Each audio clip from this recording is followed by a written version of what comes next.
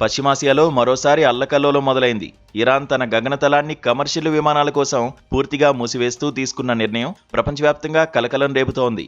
దేశాధినేత Khamenei పాలనకు వ్యతిరేకంగా సామాన్య ప్రజలు రోడ్ల మీదకు వచ్చి నిరసనలు తెలుపుతుండడం, ప్రభుత్వం వాటిని ఉక్కుపాదంతో అణచివేస్తుండడంతో అంతర్గత పరిస్థితులు తీవ్రంగా మారాయి. మరోవైపు అమెరికాతో పెరుగుతున్న సైనిక ఉద్రిక్తతలు ఇరాన్ను రక్షణపరంగా ఆత్మరక్షణలో పడేశాయి.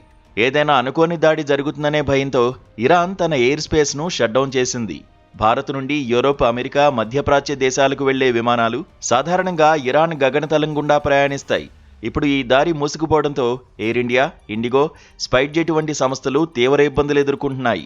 ఎయిర్ ఇండియా తన ప్రకటనలో సేఫ్టీ ఫస్ట్ అనే నినాదాన్ని వినిపించింది. ఇరాన్ మీదుగా వెళ్లాల్సిన విమానాలను ఇప్పుడు అరేబియన్ ద్వీపకల్పం మీదుగా లేదా ఇతర సుదీర్ఘ మార్గాల్లో మళ్లిస్తున్నారు. దీనివల్ల ఇంధన ఖర్చు పెరగడమే కాకుండా ప్రయాణ సమయం గంటల కొద్దీ పెరుగుతోంది.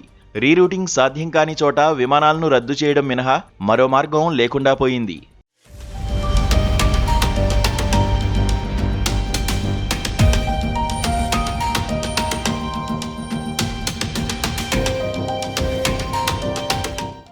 హఠాత్తుగా జరిగిన ఈ మార్పులతో విమానాశ్రయాల్లో ప్రయాణికులు తీవ్ర గందరగోళానికి గురవుతున్నారు. ఈ క్రమంలో ఇండిగో, స్పైస్ జెట్ వంటి సంస్థలు తమ ప్రయాణికులకు వెసులుబాటు కల్పించే పనిలో పడ్డాయి. విమానాలు రద్దయిన వారికి పూర్తి రీఫండ్ లేదా అదనపు ఛార్జీలు లేకుండా ఫ్లైట్ మార్చుకునే అవకాశాన్ని కల్పిస్తున్నాయి. భారత ప్రభుత్వం కూడా ఇరాన్లో ఉన్న భారతీయులు వెంటనే ఆ దేశాన్ని విడిచి రావాలని, కొత్తగా ఎవరూ అక్కడికి వెళ్లవద్దని ట్రావెల్ అడ్వైజరీ జారీ చేసింది.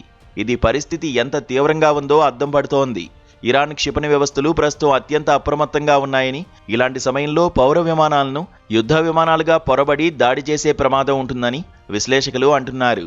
గతంలో జరిగిన ఉక్రెయిన్ విమానం కూల్చివేత వంటి ఘటనలు పునరావృతం కాకూడదనే ఉద్దేశంతోనే ఎయిర్లైన్స్ ఇరాన్ దరిదాపుల్లోకి వెళ్లడానికి భయపడుతున్నాయి.